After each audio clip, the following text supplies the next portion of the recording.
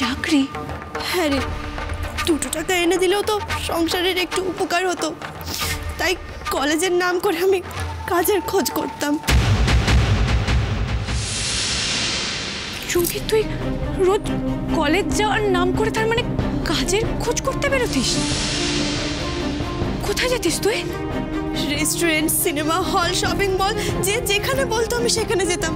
কিন্তু দেখ আমার পোড়া কপাল, কিচ্ছু জোগাড় হলো না। বিশ্বাস কর চারু, আমি ভেবেছিলাম যে চাকরি পেলেই বাড়িতে গিয়ে আমি সব সত্যি কথা বলে দেবো। এত মিথ্যের বোঝা আমি আর বইতে পারছিলাম না রে চারু। উফ চুমকি, তুমি জিনিয়াস। চারুকে দেখে তো মনে হচ্ছে একটা মিথ্যেও মাটিতে পড়ছে না, সব গিলে নিচ্ছে। সবকিছু শোনার পরেও ক্ষমা করে দে না রে চারু, আমি জানি তুই কি বলবি, তবুও বলছি আমায় ক্ষমা করে দে। তুই পারবি আমায় ক্ষমা করতে? পারলে আমায় ক্ষমা করে দে না রে চারু। আমি কে তোকে ক্ষমা করার? অপরাধ যদি হয়ে থাকে তাহলে ওই মানুষগুলোর সাথে হয়েছে, যারা তোর কথায় সরলভাবে বিশ্বাস রেখেছিল, যারা আজও বোকার মতো তাদের মেয়ের লেখাপড়া নিয়ে গর্ব করে। থাক না, সব না পাওয়ার মধ্যে ওইটুকু তো পাওয়া গেছে, ওইটুকুই থাক না। মিথ্যে হোক তবুও ঠোঁটের কোণে হাসিটুকু তো সত্যি। মিথ্যে আস্থা জোগানে শুধু অন্যায় না রে চুমকি, পাপ।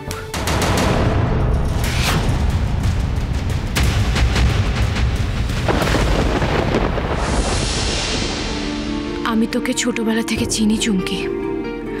হতে পারে এখন তুই খুব খারাপ সময়ের মধ্যে দিয়ে যাচ্ছিস, তাই বলে তুই ভাবিস না আমি তোর সব কথা অন্ধের মতো বিশ্বাস করছি। চারু, চারু, তুই আমায় ক্ষমা করবি না? চুমকি, এখন আর আমরা মাধবপুরে নেই রে। আমরা একটা নতুন পরিবারে এসেছি, যেখানে সবকিছু নতুন করে শুরু হচ্ছে। কিন্তু সেই নতুন জীবনেও মিথ্যে কালো ছায়া পড়ছে রে। চারু, আমি যে নিরুপায়, আর তার জন্য যে সম্পর্কটা নষ্ট হচ্ছে। ভাই তোর থেকে দূরে সরে যাচ্ছে, আর কত মিথ্যে বলবি তুই? চারু, তুই আমায় তোর মতন করে গড়ে পিঠে নিবি চারু। ভালো করে কিভাবে থাকতে হয় আমাকে শিখিয়ে দিবি। আমি? হ্যাঁ তুই। দেখ না তোর জীবনটা কেমন রূপকথার মতন সুন্দর, সবাই তোকে কত ভালোবাসে। আমিও যে এরকম জীবন পেতে চাই রে। তাই জন্যে এতদিন যা হয়েছে সব ভুলে আমি তোর মতন মাথা উঁচু করে বাঁচতে চাই। চারু, আমার জীবনটা তুই নিজের হাতে গুছিয়ে দে না রে চারু। দেব, যা চাস তাই দেব। যা শিখতে চাইবি সব শেখাবো, কিন্তু একটা শর্তে।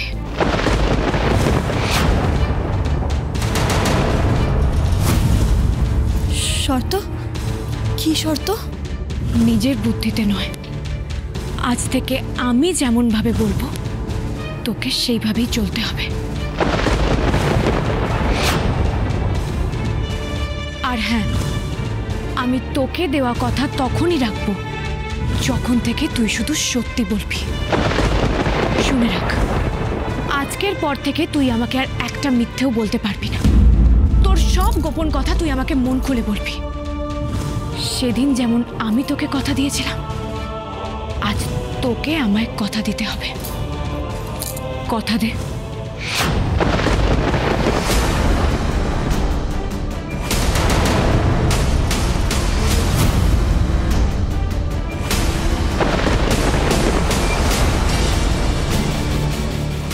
এখন তো হ্যাঁ বলে দি, পরে না হয় আমি আমার মতন চলবো। কি ভাবছিস তুই?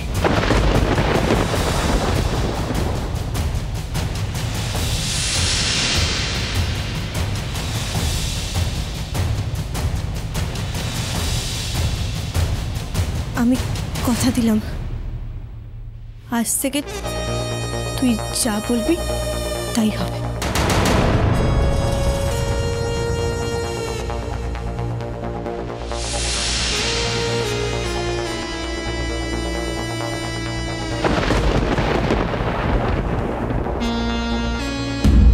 যতই দুই বোনের গলায় গলায় ভাব হোক, তোমাদের সম্পর্কে যা যা জানার সেটা সোহিনী মল্লিকের জানা হয়ে গেছে।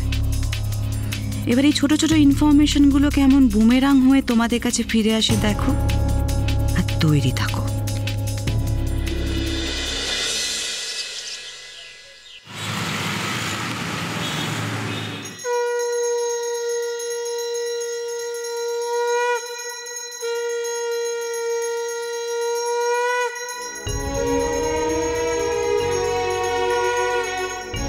রাধা মাধব, চোখ বুঝলেই আমি তোমায় দেখতে পাই। তুমি আমার সাথে থেকো, সবার মঙ্গল করো, সবাইকে তুমি ভালো রেখো ঠাকুর।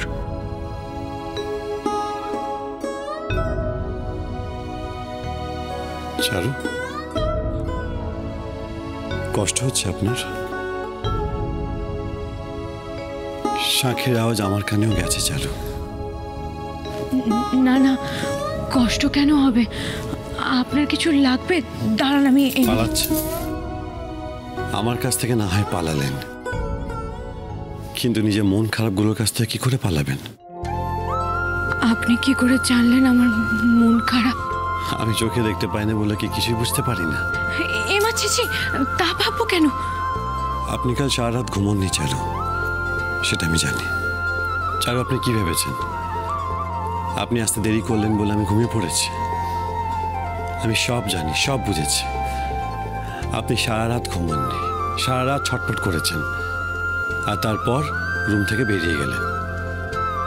ফিরে এসে যে ঘুমিয়েছেন তা না, তারপর আপনি বারান্দায় গেলেন, কিছুক্ষণ ওখানে দাঁড়িয়ে তারপর শুতে এলেন। আপনি তো সবটাই খেয়াল করেছেন, তার মানে তো আপনিও কাল সারা রাত ঘুমোননি। চারু, আপনি কি ভেবেছেন আপনি আর আমি আলাদা? আপনার চোখে ঘুম না এলে আমার চোখে ঘুম আসবে? আসলে দাদুর জন্য খুব চিন্তা হচ্ছিল, বারবার মনে হচ্ছিল ঘুমের মধ্যে যদি দাদুর শরীরটা খারাপ করে, তাই দেখতে গেছিলাম। ফিরে এসেও ঘুম না আসার কারণ মন খারাপ, সেটা কেন হচ্ছে? চারু, স্বামী স্ত্রী সম্পর্কে মানে বোঝেন আপনি? বুঝি, ঠাম্মি বলেছিলেন। নবরস, তার মধ্যে একটা হলো বন্ধুত্ব, সেটা আপনি ভুলে গেলেন। আমি আপনার মান অপমান, সুখ দুঃখ, লজ্জা আনন্দ সবটা ভাগ করে নিতে চাই। দেবেন চারু?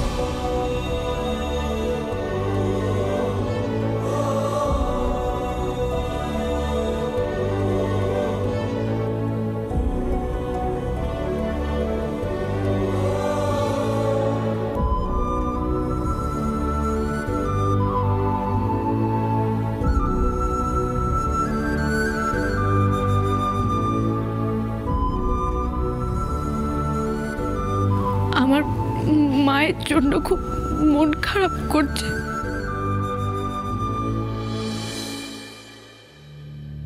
মায়ের জন্য?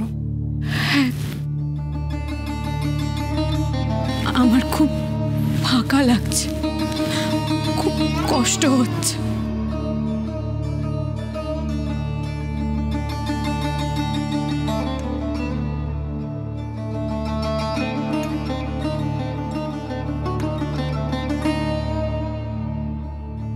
জানেন, আমার মা যখন আমার পড়াশোনার জন্য বকা দিত, তখন আমার খুব মন খারাপ হতো।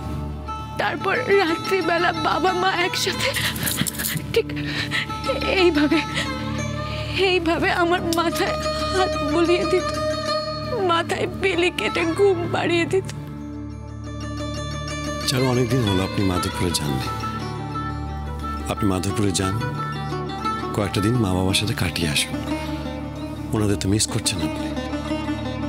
কোথাও গিয়েই আর আমি আমার মাকে খুঁজে পাবো না।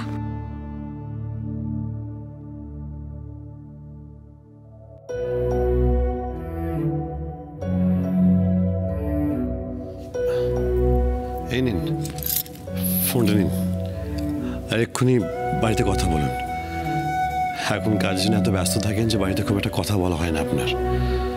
আর আমি যাই, মাকে কি বলে দেখি যদি কটার দিন আপনি মাধবপুরে কাটিয়ে। না, আমি কোথাও যাব না। আপনি কাউকে কিছু বলবেন না। আপনি আমার আচ্ছা কথা- ঠিক আছে ঠিক আছে, শান্ত হন। ঠিক আছে, আমি কাউকে কিছু বলবো না। এই নিন ধরুন, কথা বলুন।